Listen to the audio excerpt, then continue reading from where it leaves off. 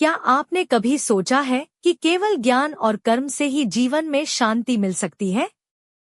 क्या आत्मा की मुक्ति केवल दिमाग से संभव है? नहीं। जब आत्मा प्रेम में डूबती है, जब मन भगवान में लीन होता है, तब होता है सच्चा योग, भक्ति योग। नमस्कार साथियों, स्वागत है आपका ज्ञान कैप्सूल चैनल पर। आज हम भगवद गीता के चौथे और सबसे भावनात्मक अध्याय भक्ति योग पर बात करेंगे। यह वह मार्ग है जहां आत्मा और परमात्मा का मिलन होता है प्रेम के जरिए। न तर्क की जरूरत, न नियमों की जटिलता, बस पूर्ण समर्पण और सच्ची भावना। भगवान श्री कृष्ण ने अर्जुन को समझाया कि जब कोई भक्त पूरे दिल से मुझे याद करता है, तब मैं स्वयं उसके पास आता हूँ। आइए गहराई से जानें क्या है भक्ति योग। भाग 1। भक्ति योग का अर्थ। भक्ति योग का मतलब है भगवान के प्रति पूर्ण प्रेम, समर्पण और श्रद्धा से जुड़ना। यह वह मार्ग है जहां तर्क, विद्वता और शक्ति गौण हो जाते हैं और सिर्फ एक चीज प्रधान होती है, हृदय से किया गया समर्पण। पत्रम पुष्पम फलं तोयन यो में भक्त्या प्रयच्छति। जो कोई प्रेम से मुझे पत्र, पुष्प, फल या जल भी अर्पित करता है, मैं उसे स्वीकार करता हूँ। यह श्री कृष्ण का वचन है। इसका मतलब है कि ईश्वर को भौतिक वस्तुओं की जरूरत नहीं, उन्हें चाहिए तो बस प्रेम। भाग 2। भक्ति योग का आधार विश्वास और समर्पण। श्री कृष्ण कहते हैं, मन्मना भव, मद्भक्तो भव। मुझे मन में बसाओ, मेरे भक्त बनो। भक्ति योग में तर्क से नहीं, भावना से जुड़ाव होता है। यह मार्ग सरल है, लेकिन सच्चे हृदय वाले ही इसे पकड़ सकते हैं। जब भक्त अपने मन, वचन और कर्म से भगवान को समर्पित कर देता है, तो उसका जीवन ईश्वर की कृपा से भर जाता है।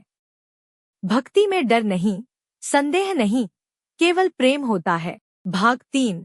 कर्म, ज्ञान और भक्ति का समन्वय।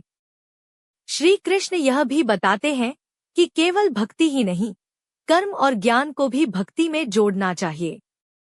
जो कुछ तुम करते हो, जो कुछ खाते हो, जो यज्ञ करते हो, सब मुझे अर्पण करो। जब हम अपने हर कर्म को भगवान को समर्पित करते हैं, तब वो कर्म भी पूजा बन जाता है। जब ज्ञान भी अहंकार से मुक्त होकर प्रेम में लीन हो, तब वो भी भक्ति का अंग बनता है। भाग 4। सच्चा भक्त कौन है?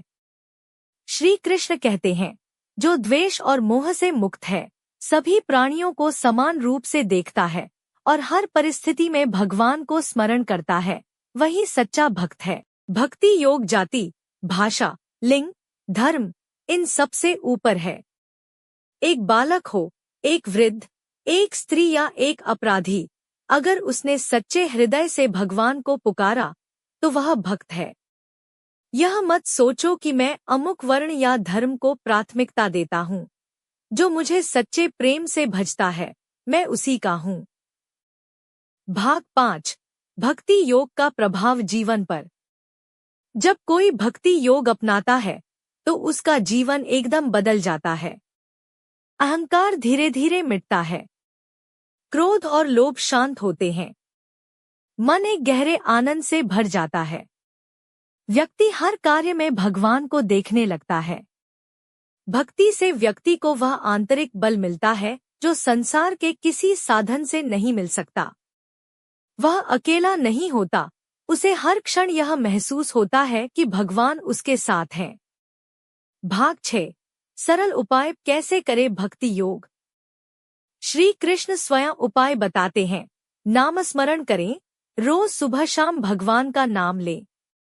भगवद गीता पढ़ें और उसके अर्थ को समझें। सेवा करें, जरूरतमंदों की सेवा को भगवान की सेवा मानें। मन में भगवान को साथी बनाएं, हर कार्य में उनसे संवाद करें। भक्ति योग कठिन नहीं है, यह तो प्रेम का सहज मार्ग है। जितना प्रेम और समर्पण बढ़ेगा, उतना ही आप भगवान के करीब होंगे। तो दोस्तों, भगवद गीता का चौथा मार्ग भक्ति योग हमें सिखाता है कि ईश्वर केवल तर्क यज्ञ और विधियों से नहीं, बल्कि प्रेम और समर्पण से प्रसन्न होते हैं। जब हम उन्हें अपने जीवन का केंद्र बना लेते हैं, तो वे भी हमें अपने हृदय में स्थान देते हैं। अगर आपको यह वीडियो ज्ञानवर्धक और भावनात्मक लगा, तो लाइक करें, शेयर करें और हमारे चैनल ज्ञान कैप्सूल को जरूर सब्सक्राइब करें। अगली कड़ी में जानेंगे ध्यान योग का रहस्य, जहां आत्मा की यात्रा भीतर की ओर शुरू होती है। जय श्री कृष्ण।